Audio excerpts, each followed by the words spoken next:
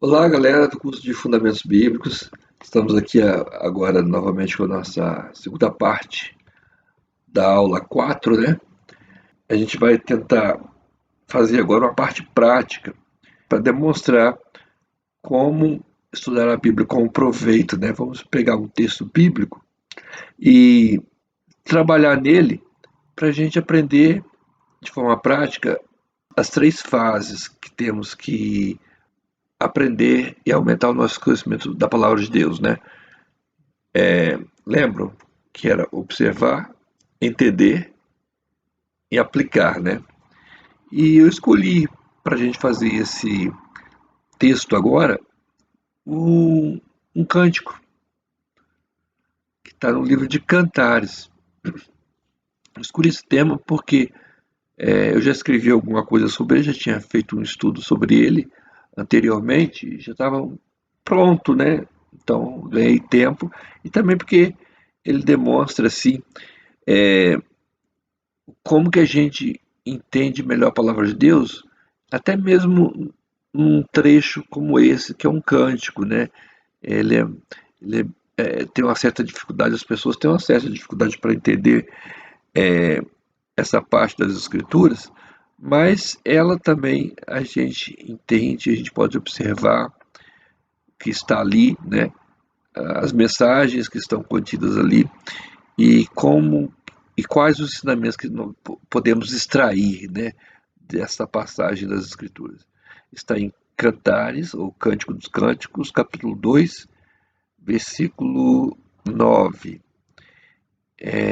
Diz assim: O meu amado é semelhante ao gamo, ou ao filho do veado. Eis que está de trás da nossa parede, olhando pelas janelas, espreitando pelas grades. Um texto bonito, né? Então, vamos observar ele aqui.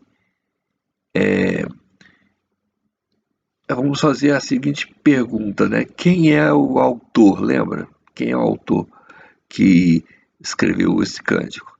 No primeiro versículo, Cantares 1:1 diz assim: Cântico dos Cânticos de Salomão. Então, o próprio texto bíblico está dizendo que é Salomão, né? E em Reis, capítulo 4, versículo 32, também diz que Salomão compôs 3.000 provérbios e foram os seus cânticos 1.005. Olha só. Então, Salomão escreveu muitos cânticos, 1.005 cânticos e 3.000 provérbios. E Cânticos do Cântico foi apenas um, mas ele foi o cântico de todos os 1.005 cânticos, foi o resumo de todos eles, foi a coroa, o cântico mais importante dele foi Cântico dos Cânticos, ou Cantares de Salomão, né? É o nosso autor. E a gente vai também, agora, olhar aqui quem são os personagens desse cântico. Se a gente olhar para o livro de Cantares de Salomão, a gente vai ver alguns personagens principais que a gente conhece bem, né? Quem são? O noivo e a noiva, né? Principalmente, né? O amado e a amada. Também a virgem, aparece a noiva é tratada como a virgem, né? Também aparece os pastores da vinha. São alguns personagens. São bem conhecidos assim. Todo mundo se lembra bem deles. Mas tem alguns que não são muito lembrados, a gente não percebe muito, mas estão ali. Também no livro de Cântico dos Cânticos. Agora eu estou olhando para todo o livro, né? Eu li um versículo, mas assim, para mim entender melhor, eu tenho que entender todo o livro. Lembra que é bom ler e entender alguns capítulos antes e alguns capítulos depois, e se possível todo o livro. Então, vamos. Eu estou olhando aqui todo o livro. Esses são os personagens que tem em Cântico dos Cânticos. E, mas tem alguns outros personagens a mais. Tem a mãe da Virgem que aparece, tem as irmãs dela, os irmãos, tem um coral, um coro, tem as outras virgens, fala lá, falam a respeito daqueles que espancam a virgem, né? Tem uns personagens lá que espancaram a virgem no cântico. Tem aqueles que rondam os muros de Jerusalém. Tem um muro Tem os muros, fala que rolam os muros, tem o muro, né? Tem a parede, é uma personagem, né? Uma parede é um personagem do poema, inclusive, esse versículo que nós estudamos, vamos estudar hoje, né? Que o meu amado é como o gamo, que ronda as paredes, olha pelas brechas, né? Tem as raposas, tem os rebanhos e tem mais alguns personagens. São os personagens, são esses os nossos personagens. Está ali, bem claro, né? A gente passa por eles e não percebe, mas eles estão lá. E aqui nesse versículo 9 do capítulo 2 diz: meu amado, tão amado, o noivo é um personagem. O gamo, que é o mesmo, o amado é semelhante ao gamo, então é o mesmo, né? São dois adjetivos, né? Está de trás da nossa parede. Olha aí, a personagem parede. A gente vai ver bastante sobre essa parede aí hoje. E as janelas, porque ele está atrás da parede, olhando pelas janelas, respeitando pelas grades. A grade também é um personagem estranho, né? Parede, grade, janela. É, são os itens da casa, né? A casa que tem parede, tem janela, tem grade, tem porta, né? Então, são esses personagens aqui que falam da casa. O Gamo está rodeando a casa. O que é essa casa, né? O que é essa parede, essa janela? O texto está falando, né? Está falando que o noivo está de trás da parede, verificando como está a casa. Está rodeando a casa, está sondando, né? Sondando o que há dentro dela, olhando pelas janelas, espreitando pelas grades e está observando se está tudo ok, se não tem nada fora do normal, se a noiva está segura lá dentro, se não há nenhum perigo rondando, né? Está vigiando. E ela sabe disso, que ele está fazendo isso porque é um ato de amor dele, do noivo, que está cuidando da casa dela, está observando, está vendo se está tudo ok, né? Se não há nada errado acontecendo, se ela não está em perigo, se não há ninguém lá dentro incomodando, né? É isso que o cântico está falando. E, e a outra pergunta, né? O que está acontecendo? Qual o contexto da passagem? Então, a gente vai olhar aqui, é o versículo 9 esse. Então a gente vai olhar do versículo 7 até o 10, a gente vai ler. Diz assim, ó: conjuro-vos, ó filhas de Jerusalém, pelas gazelas e servas do campo, que não acordeis, nem desperteis o amor, até que este queira. Ouço a voz do meu amado, ei-lo galgando os montes, pulando sobre os outeiros. O meu amado é semelhante ao gamo ou filho da gazela. Eis que está detrás da nossa parede, olhando pelas janelas, espreitando pelas grades. O meu amado fala e me diz: levanta-te, querida minha, formosa minha, e vem. Então o que está acontecendo ali? Qual é o contexto? O contexto é meio rupestre, né? É o campo, é a gazela, as gazelas, é o amado, é a casa deles, é o noivo vigiando, é um clima rupestre, romântico, e que o noivo, a noiva estão juntos, e o noivo com todo cuidado com a sua noiva.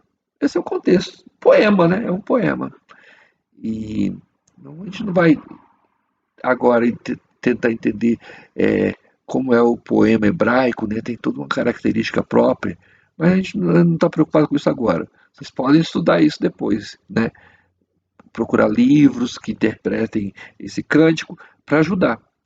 Mas a gente vai para frente porque a gente não quer muito deter nesses detalhes. Vamos ver a mensagem, né? Existe uma palavra-chave, né, que aparece no livro e que aparece no resto da Bíblia. Vimos o contexto ali do poema, os personagens, o autor e a palavra-chave. Lembra? Existe, né? E eu pesquei um aqui que vai ser no início agora a principal, que é a palavra-chave parede. Então eu fui lá na Bíblia e pesquisei lá a palavra-chave parede. E olha que a Bíblia fala muito de parede, hein? Como tem parede na Bíblia. E eu separei alguns textos aqui que falam das paredes. Que paredes são essas? Que está em toda a Bíblia, que está em Cântico dos Cânticos. Em Jeremias 4:19, a Bíblia diz: Ah, meu coração, eu me contorço em dores. Ó, as paredes do meu coração se agita. Jeremias estava muito conturbado, porque o povo de Deus estava sendo destruído, Jerusalém estava sendo destruída, eles estavam sendo levados cativos para a Babilônia. E eles estavam com o coração agitado, estava muito temeroso, estava muito aflito. Então ele fala: ó, as paredes do meu coração estão, não aguento de dor, né, no meu coração. As paredes estão latejando, estão doloridas. E então está falando do coração, né, da casa, da nossa casa. Deus sonda a casa da noiva, sonda o coração dela. O que está errado aí dentro? Tem alguma coisa que está perturbando, está agitando, está afligindo, está provocando dor? O que está provocando dor? O que está afligindo? Tem alguma coisa que está incomodando, né? Tinha uma coisa incomodando o coração de Jeremias, o pecado do povo de Israel, que levou eles à destruição e ao castigo de Deus. E veio o castigo, mas por causa do pecado. Então o que afligia mesmo era o pecado. Porque se não houvesse pecado, não haveria a punição. Então, o pecado, né? Às vezes a gente quer tratar só da dor, não temos que tratar da causa, o que está provocando a dor, né? Então, é isso.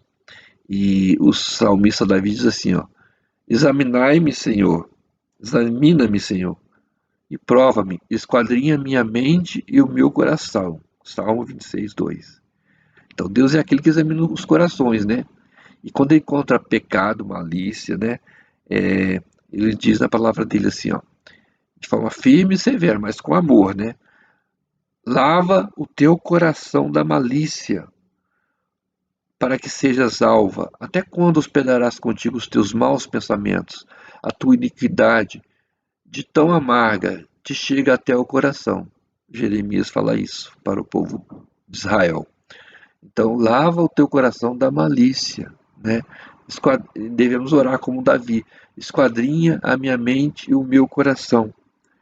Então, as paredes do coração da nossa casa vão estar seguras, né? Vão estar bem trancadas, se nós lavar, se elas forem branqueadas, se elas forem descontaminadas, se for tirado o pecado dela. Porque as paredes podem estar podres, sabia? E quando a parede está podre, ela não está segura, né? Ela cai, ela desmorona. Mas ela deve estar limpa, segura. Ela não deve ser uma parede caiada. A Bíblia fala nisso, fala sobre as paredes caiadas, né? A gente deve evitar que a nossa parede fique dessa forma. Em Isaías diz assim, ó: ai dos filhos rebeldes, que se cobriram como uma capa, mas não do meu espírito, para acrescentarem pecado a pecado, como parede fendida, que já forma barriga. Parede fendida, parede rachada, né? E às vezes fica rachado, por isso que ele fala, olha pelas brechas, né? E então não pode ter brecha na nossa parede. Tem a janela, tem a porta, mas as fendas não, né? Parede fendida não pode ter. A gente tem que, elas têm que estar inteiras, porque na brecha, né? Ela apodrece, ela, é, ela desmorona, ela não é apropriado para uma parede, uma brecha, uma fenda, né? Então o Senhor se indigna contra a parede fendida e caiada. Lá em Ezequiel diz assim, ó: visto que andam enganando, sim, enganando meu povo, dizendo paz, quando não há paz. E quando se edifica uma parede, olha a parede aqui de novo, e os profetas a caiam. Caiam é botar cal, né? Para tapar, né? Para pintar, para parecer que está tudo bem. A gente pinta a parede para ela ficar bonita. Mas às vezes a gente pinta só em cima daquilo que está podre, né? Sem limpar a sujeira, só para enganar, a gente passa um cal assim, ó, né? Na roça faz muito isso, passa um cal assim, quando a parede está muito suja, passa um cal nela, né? Para ficar mais branca, para dar uma aparência melhor. Então, a parede caiada. E diz assim: se edificam a parede e os profetas a caiam, coloca cal. E caiam, mas ela ruirá. Derribarei a parede que caiaste, com argamassa fraca. Darei com ela por terra, assim cumprirei o meu furor contra a parede. Deus não gosta nada de nada mal feito, não, né? A parede tem que estar bem edificada, a nossa casa tem que estar bem edificada na rocha. Ela não pode estar caindo, podre, com as paredes podres, caiadas, né? Não devemos fingir que está tudo bem na nossa casa. Devemos derrubar a parede que está podre e edificar uma parede de verdade, uma parede segura, concreta, edificada na rocha. Entendeu? Está sendo ensinado aqui sobre essa parede. Deus está vigiando o nosso coração, vigiando a parede do nosso coração, se ela está firme, se ela está edificada na rocha, se ela não está podre. É isso que o poema está falando, né? Também, quando lá na Babilônia, na Síria, um rei estava, Belsazar estava comendo os manjares e se confraternizando com os seus, com os do palácio, dando uma festa. Então apareceu uma mão de Deus escrevendo na parede. O texto diz assim, escrevendo na caiadura da parede. A parede estava caiada, toda de branco. E a mão de Deus escreveu na caiadura da parede. Sabe o que ele escreveu? Pesado foste na balança e foste achado em falta. Estava escrito lá, Deus escreveu com a mão dele na caiadura da parede, no cal. Deus não se engana. Ele sabe quando o nosso coração está em falta. Ele pesa o nosso coração. E ele escreve. Se estiver lá, ele vê que está podre, que está caiado. Ele vai, ó, cuidado. Essa parede eu vou derrubar. Não quero uma parede caiada, eu quero uma parede firme, né? E Jesus, os discípulos, às vezes a gente fica muito maravilhado, né, com as coisas que os homens constroem, que a humanidade faz, as coisas bonitas. E os discípulos de Jesus, certa vez, chegou para Jesus e falou: olha que templo, né? Que maravilha, que construções, que pedras, mostrando as obras, né, do templo. E Jesus falou assim: não restará aqui pedra sobre pedra que não seja derribada.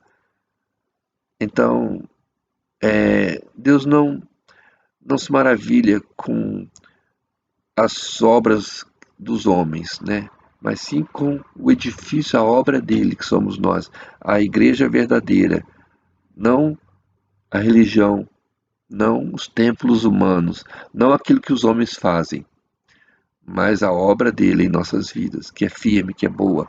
Essa é de se admirar.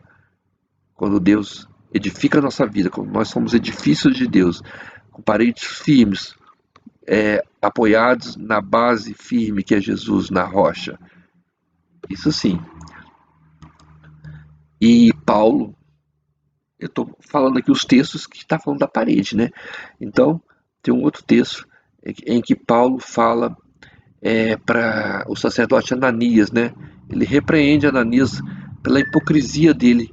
Ele advertiu Ananias falando assim, ó, Deus te ferirá-te parede branqueada, porque ele tinha batido na face de Paulo, né? Quando ele estava sendo é, questionado lá no Sinédrio, quando estavam fazendo perguntas para ele, estavam querendo prendê-lo, e Paulo dá uma resposta para ele que ele não gosta, ele vai e bate na cara de Paulo. E Paulo fala: Deus te ferirá a ti, parede branqueada. Ele era um hipócrita, ele era um falso religioso, um sepulcro caiado. Jesus chamou os sacerdotes, os religiosos, falsos líderes religiosos de sepulcros caiados, né? Parede caiada, parede branqueada. A falsa religião faz isso com as pessoas, os tornam, né, bonitos por fora, né? Parede branqueada, sepulcro caiado, que é por fora. Já foram no cemitério, né? Lá tem as lápides. Por fora são bonitas, estão bem cuidadas, né? Estão caiadas, estão branquinhas, estão por fora estão parece limpas, mas por dentro está cheio de podridão, defunto das coisas podres, né? E Jesus chamou os falsos é, religiosos de parede caiada, de sepulcros caiados. Então Jesus é quem vai edificar a igreja verdadeira e vai derrubar a parede caiada, a parede da separação, né? A parede falsa. Vai, ele vai derrubar aqueles que são falsos religiosos que guardam a religião e não os mandamentos de Deus. Isso está falando. E Jeremias ainda fala mais, diz assim, ó, veja cada um o que edifica, e Deus provará a obra de cada um, né? Eu, Senhor, esquadrinho o coração, eu provo os pensamentos, isso para dar a cada um segundo o seu proceder, segundo o fruto das suas obras.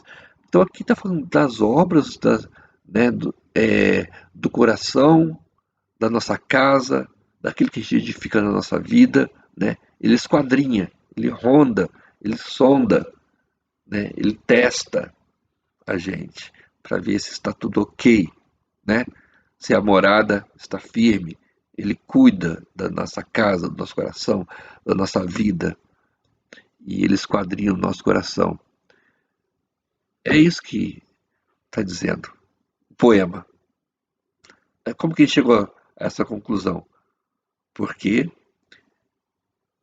a igreja vai sempre poder dizer essa frase: eis que está de trás da nossa parede, olhando pelas janelas, espreitando pelas grades.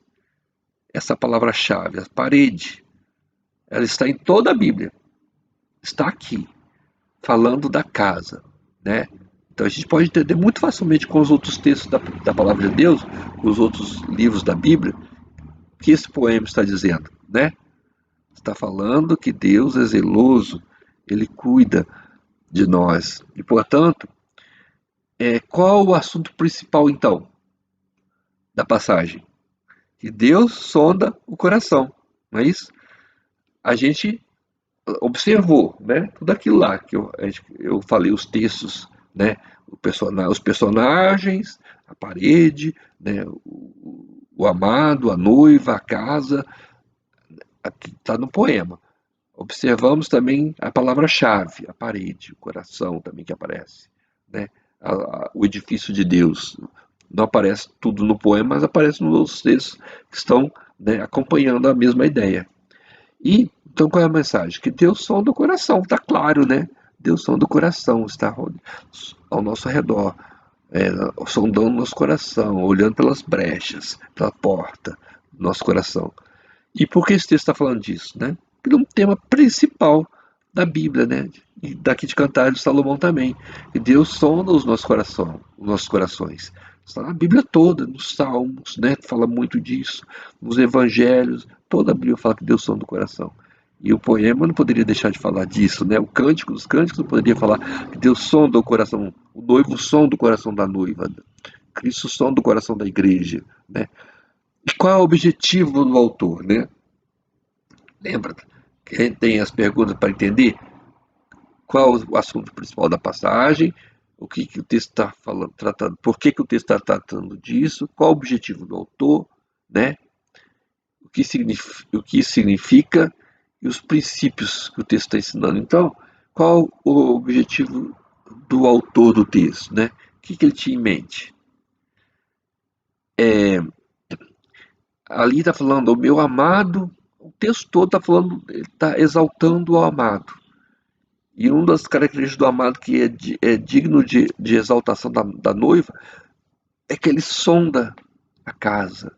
Ele está por trás das paredes, é como um gamo, ele está atento, está olhando, né? Então ele está exaltando o cuidado de Deus por nós.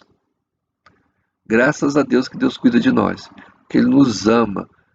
Devemos louvar a Deus por isso. A noiva admirava isso no noivo. E nós devemos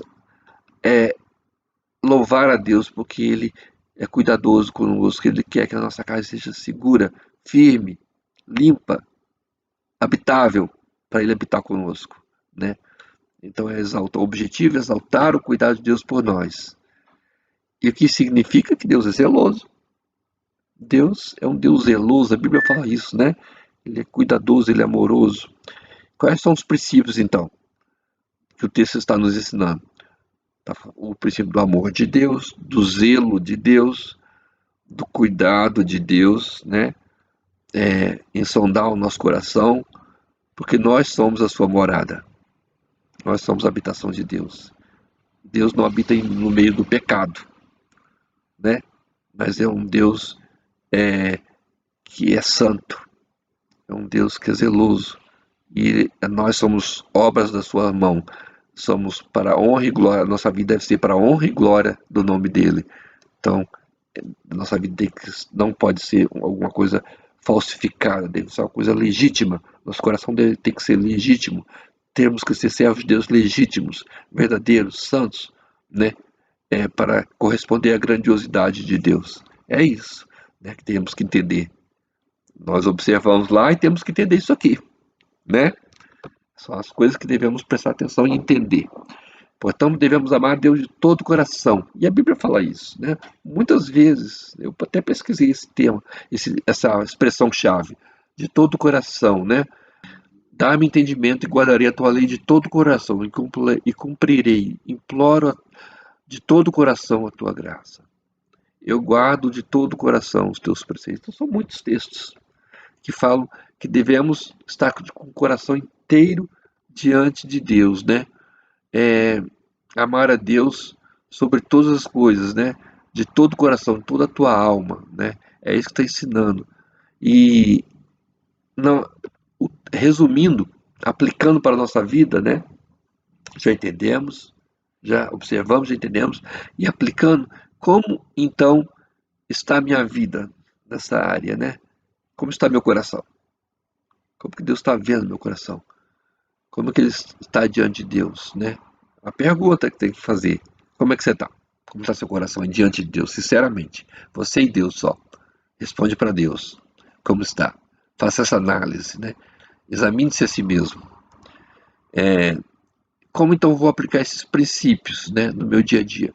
Meu coração está inteiro? A primeira coisa que eu tenho diante de Deus, né? Ele é verdadeiro para com Deus? Não estou fingindo nada, não estou fingindo que vou na igreja, que, sou, né, que eu vou na escola dominical, que assisto aqui o vídeo do curso, né? E ou eu estou dividido. Uma hora eu estou na igreja, uma hora eu estou ouvindo a Bíblia, outra hora eu estou com o coração em outras coisas, que eu sei que não agrada a Deus, mas eu gosto. Eu meio que dou uma disfarçada assim, meio que fico fingindo, né? Uma hora eu estou aqui, outra hora eu estou ali. Isso não pode, isso é sepulcro, isso é parede caiada. A parede está com a fenda, está com a brecha ali e colocou cal para tapar. Não pode. Tem que essa parede aí tem que ser reedificada novamente, né? Se ela tá, ela pode até ser consertada, colocar uma argamassa forte, não uma argamassa fraca, né? Colocar um cimento bem firme, concretado, lixar, pintar e vai ficar bonito, né? Não pode ficar dividido com a fenda no meio e falso com a religião tampando ali sobre uma parede calada, não pode, né? Então, aplicar isso na nossa vida, tem que estar com o coração inteiro todos os dias diante de Deus. Prestar atenção, meu coração está inteiro, estou sendo verdadeiro, né? Como isso influencia no meu relacionamento se eu for assim, se eu for verdadeiro, inteiro diante de Deus? Se eu sou o verdadeiro diante de Deus, né? Eu sou verdadeiro diante do meu próximo. Se eu falo a verdade para Deus, né? Se eu sou legítimo, se eu sou todo dia, se eu sou cuidadoso com a minha vida, isso vai influenciar o meu próximo também, porque vou ser verdadeiro com ele, vai ser reflexo natural As pessoas vão me admirar como uma pessoa honesta, verdadeira, que fala a verdade, que ama a Deus, que ama o próximo, que observa a palavra de Deus, né? E que tem cuidado com o outro, que se é, constrange às vezes quando vê alguém passando necessidade, ajuda, tem amor pelas pessoas, né? E, e é verdadeiro. Não faz para enganar ninguém, mas porque tem o coração verdadeiro. Quais atitudes eu devo tomar? Ser íntegro diante de Deus, né? Ser verdadeiro, ser inteiro. Essa é uma atitude que eu devo tomar todos os dias. Vigiar para eu conseguir ser dessa forma. E quais eu devo abandonar? Não ter o coração dividido, não ter o coração dobrado, dividido ao meio, né? Mas, porque ninguém pode agradar dois senhores. Isso que está falando aqui. Por isso que o Salmo está falando que o amado está ao redor, está olhando. Ele quer o coração inteiro para ele. Não quer o seu coração dividido. Isso deve abandonar o coração dividido. Uma hora agrada a Deus, outra hora não. Uma hora fala mentira, outra hora fala a verdade. Uma hora faz fofoca, outra hora fica quieto, né, na sua. Não pode ser assim, né? Tem que ser verdadeiro. Há um exemplo para seguirmos. Jesus é nosso maior exemplo, né, para seguirmos. Há um pecado a evitar. A hipocrisia, a religiosidade falsa, o fingimento. Devemos evitar. Há um mandamento a obedecer? Tem. Amar a Deus sobre todas as coisas. De todo o coração. Amar a Deus de todo o coração. É isso. Devemos aplicar na nossa vida. Observar tudo que vimos aqui nas escrituras, entender conforme a gente viu também e aplicar essas três coisas. Deus abençoe vocês, a semana de vocês, e que vocês continuem com todo o coração, com o coração inteiro diante de Deus, amando a Deus de todo o coração. Amém.